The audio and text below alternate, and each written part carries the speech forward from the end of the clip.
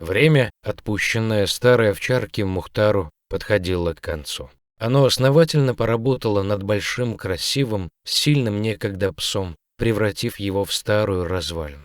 Пес с трудом передвигался по хозяйскому двору, задумчиво глядя куда-то вдаль подслеповатыми, слезящимися глазами. Что видел старый Мухтар, оставалось загадкой, но пес мог часами смотреть туда, словно видел что-то за линией горизонта очень важное, но давно забытое, о котором он вдруг неожиданно вспомнил, растревожив всю свою собачью душу. Весна своим теплым дыханием постепенно пробуждала природу от холодного зимнего сна, даря ей новые жизненные силы и медленно, капля за каплей, отнимая их у старой собаки. Худо было Мухтару, дремавшему на крыльце. Он чувствовал, что эта весна последняя в его жизни, и грустил не потому, что тело мучили боли, что силы покидали его, приближая последний час. Нет, совсем не это тревожило старого пса. Мухтар не мог смириться с неизбежностью расставания с любимым хозяином. Глядя изо дня в день на страдания своего старого друга и не имея возможности помочь, хозяин решил покончить совсем сразу, освободив пса от тяжелых мучений. Вечером Мухтар был плотно и вкусно накормлен. Хозяин долго сидел с ним на крыльце.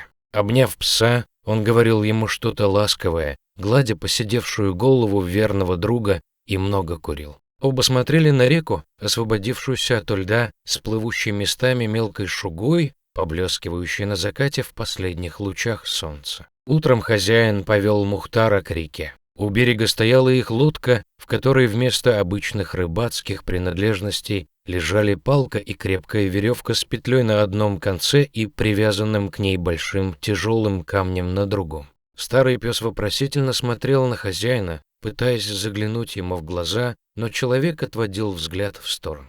«Вперед!» — тихо скомандовал он, не глядя на друга. Что-то непонятное, жестокое и очень острое кольнуло в сердце Мухтара, пронзив его невыносимой болью. Ему вдруг захотелось громко взвыть, чтобы прогнать эту боль, освободиться от нее, но ослушаться хозяина пес не смог. Он не прыгнул в лодку, как делал это раньше, а покорно зашел, осторожно переставляя старые лапы с опухшими суставами. Хозяин мощными гребками повел лодку к середине реки, где были самые глубокие места. Наконец он положил весла, надел на шею Мухтара петлю, наклонился и крепко обнял старого пса. «Прости», — шепнул он в чуткое собачье ухо. Мухтар, растерянный, преданно смотрел на хозяина, его била нервная дрожь. Хозяин взял палку и, размахнувшись, бросил ее в воду.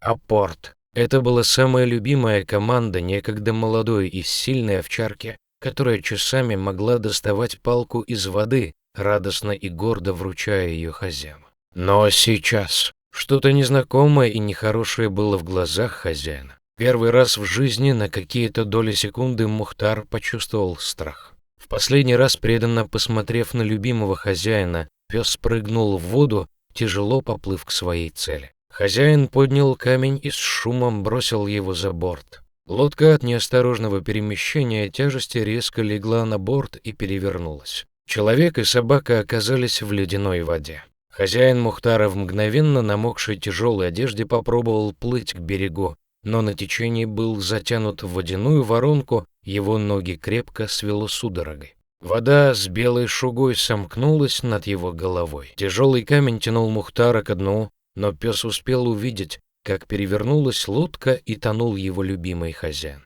Отчаянно сопротивляющемуся псу каким-то чудом удалось выскользнуть из петли. Всплыв на поверхность, верный Мухтар, собрав все свои силы, нырял за хозяином. Наконец, ему удалось вытянуть ставшего неимоверно тяжелым хозяина из воронки. Изнемогая, старый больной пес поплыл к берегу, спасая жизнь самого дорогого человека. Они долго лежали на берегу, человек и его собака. Хозяин очнулся и, увидев рядом еле живого, окончательно выбившегося из сил Мухтара, заплакал навзрыд, в голос, как никогда больше в своей жизни. Он нес его домой на онемевших руках, крепко прижав к себе, ступая непослушными ногами, не чувствуя ледяного холода от мокрой одежды. Донести стучало в его висках. Мухтар, завернутый в ватное одеяло, очнулся через сутки не в своей будке, а в комнате, где было тихо и тепло. «Наверное, я в раю», — подумал старый пес.